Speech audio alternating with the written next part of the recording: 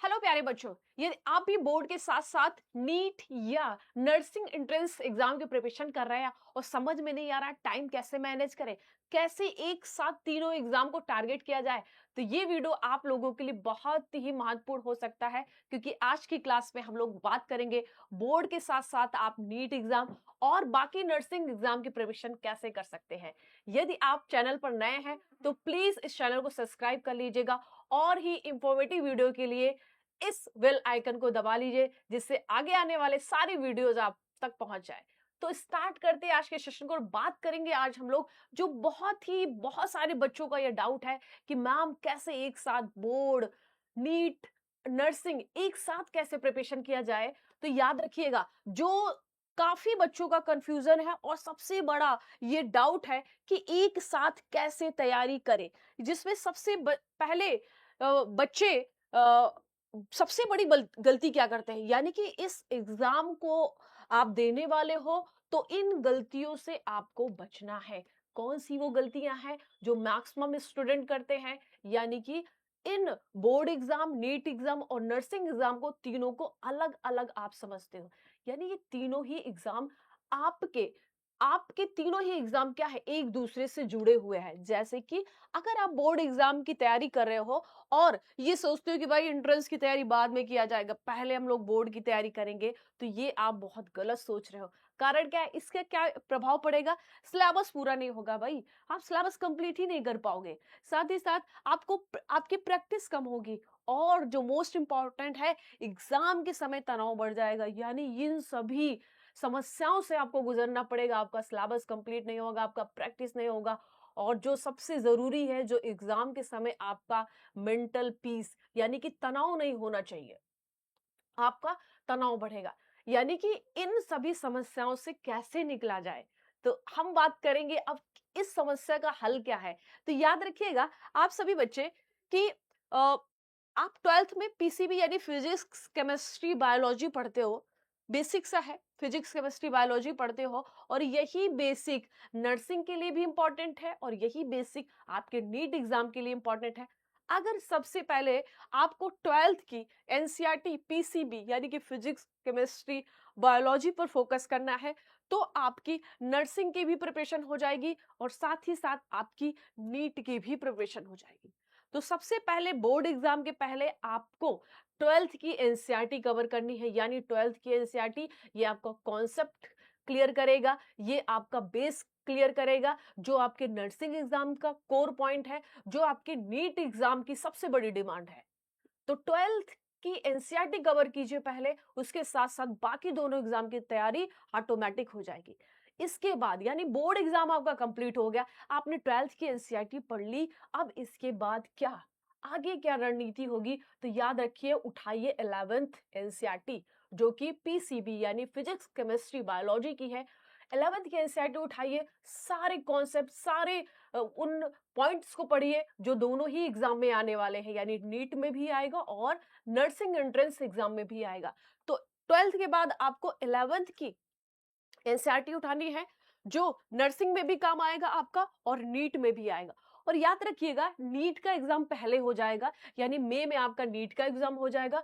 उसके बाद आपका होगा नर्सिंग एंट्रेंस का एग्जाम। तो यानी कि नीट में जो आपने पढ़ रखा है, जो आपने बेसिक कॉन्सेप्ट आपने क्लियर कर रखा है, वो काम आएगा आपका नर्सिंग एंट्रेंस एग्जाम में। यानी ये तीनों ही एग्जाम एक साथ जुड़े हुए हैं। इन तीनों ही एग्जाम को आप अलग अलग कर कर नहीं पढ़ सकते हो, स्मार्ट स्ट्रेटेजी के साथ इन तीनों को आप एक साथ मैनेज कर सकते हो और बेहतर तरीके से। यानी इससे बेहतर आप क्या करोगे, बार बार आपको रिवीजन करने का मौका मिल रहा है। आपने 12th में पढ़ा, आपने नीट के प्रिपरेशन में पढ़ा, देन आप नर्सिंग का एंट्रेंस देने जा रहे हो, यानी 3 4 5 बार आप इसका रिवीजन पे रिवीजन आपने कर लिया होगा।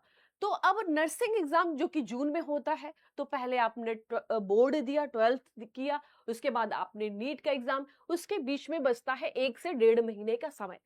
अब ये 1 से 1.5 महीने का समय किस पे बेस्ड होगा, तो आपने एनसीईआरटी तो कवर कर लिया, यानी कि पीसीबी आपका तैयार है, तो उसकी टेंशन तो छोड़ दीजिए।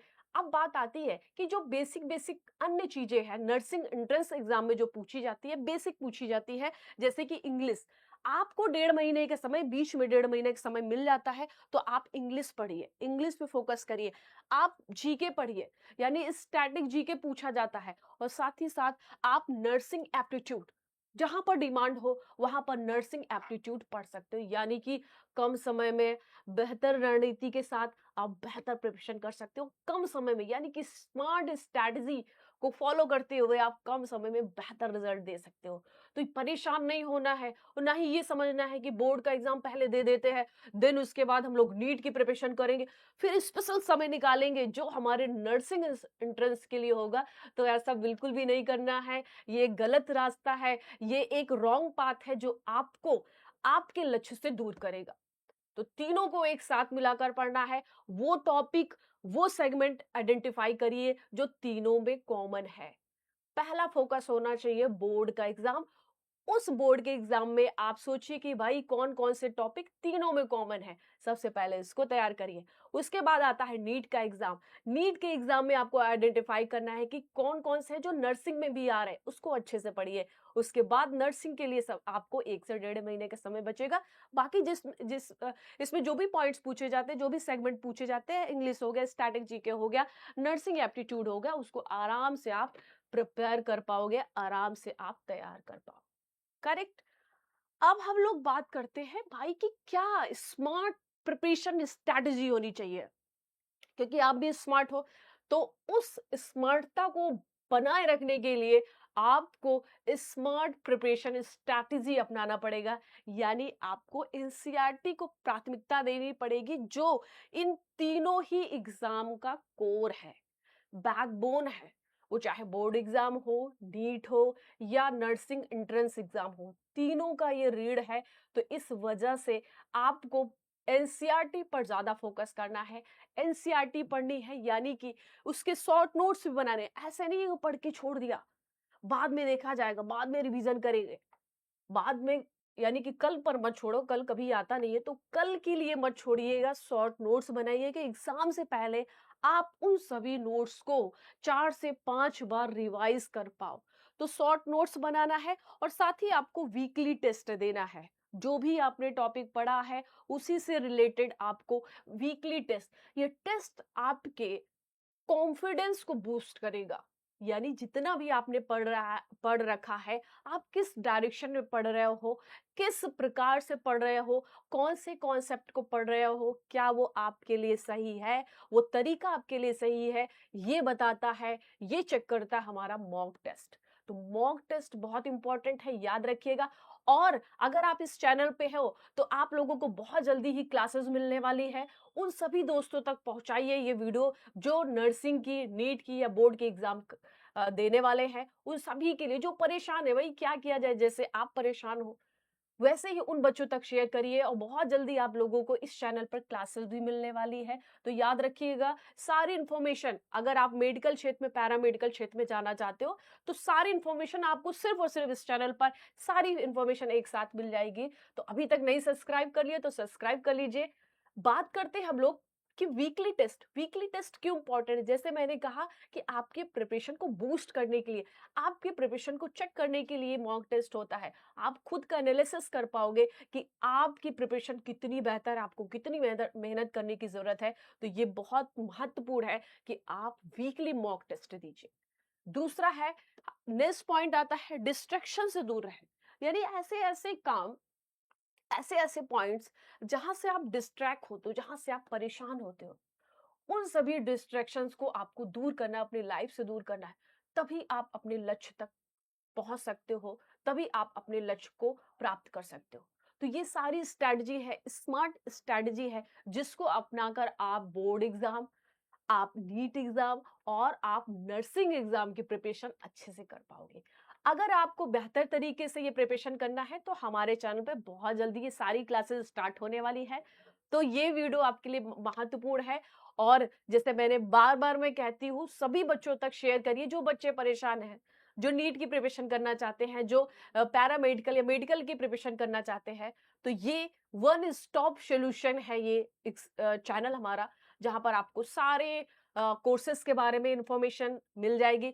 अगर आपने पहले की वीडियोस नहीं देखा है, जिसमें मैंने एएनएम, जीएनएम और बीएससी नर्सिंग कोर्स के बारे में बताया हुआ है कि क्या डिफरेंसेस है, क्या क्वालिफिकेशन होना चाहिए, कितना समय लगता है इन कोर्सेज को करने में। ये वीडियो नहीं देखा तो चैनल पे जाइए, आपको ये मिल जाएगा वीडियो सेक्शन में। अब हम लोग बात करते हैं कि कौन-कौन से ऐसे नर्सिंग एंट्रेंस एग्जाम हैं जो अपकमिंग है या आ चुके हैं। तो अगर हम लोग बात करें तो आप लोगों के लिए नर्सिंग फॉर्म कौन से है? आर्मी नर्सिंग असिस्टेंट का है, ये बॉयज के लिए होता है, जैसे एमएनएस ये गर्ल्स के लिए होता है। वैसे ही ये आर्मी नर्सिंग असिस्टेंट है, बॉयज के लिए है। पेपर इसका फॉर्म आउट हो चुका है, राइट। और नीट ये यूजी, नीट यूजी के लिए इसका भी पेपर आउट हो चुका है, 8 मार्च लास्ट डेट थी।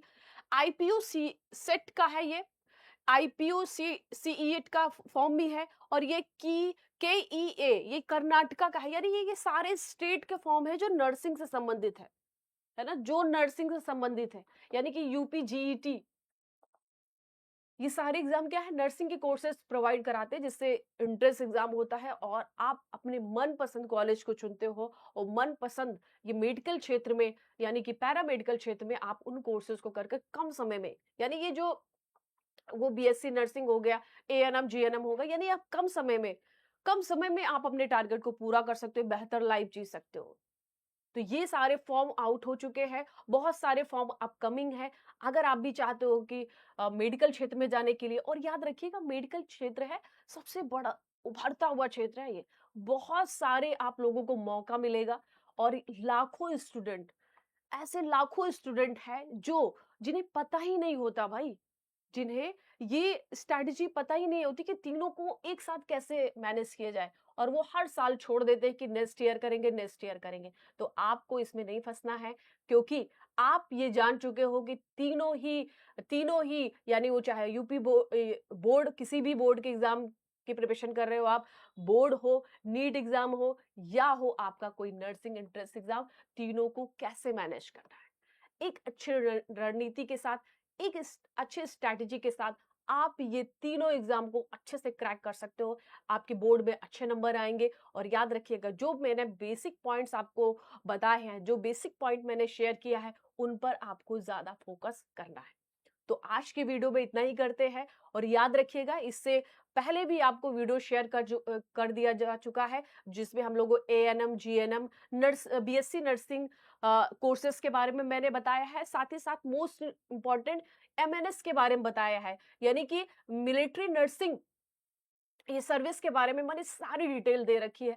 अगर आपको भी जानना है एमएनएस के बारे में, क्या है इसकी योग्यता, क्या है इसकी सैलरी, क्या है, यानी कि बिना, अगर आपका भी आर्मी में सपना था कि भाई हमें भी सेवा करने का मौका मिले, तो एक दूसरा विकल्प आपके सामने है, जो कि है मेडिकल क्षेत्र के थ्रू आप आर्मी में जाकर सेवा कर सकते हो। तो बहुत बड़ा मौका है आप सभी उन बच्चों के लिए जो आर्मी में जाकर सेवा करना चाहते हैं, देश की सेवा करना चाहते हैं। तो अगर वीडियो नहीं देखा तो जाइए चैनल पर वीडियो देखिए, और ये वीडियो ज्यादा से ज्यादा शेयर करिए, उन सभी बच्चों तक पहुंचना चाहिए, ये आपकी जिम्मेदारी है, उन सभी बच्चों तक पहुंचना चाहिए जो बच्चे परेशान हैं, जो हताश है, समझ में नहीं आ रहा है तीनों को कैसे मैनेज किया जाए।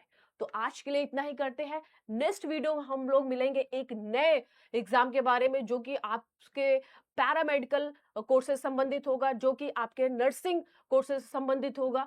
तो इस चैनल पे आप नए हो तो प्लीज इस चैनल को सब्सक्राइब कर दीजिए और बेल आइकन को दबा दीजिए, जिससे आने वाले सारे वीडियोस आप तक पहुंच पाए।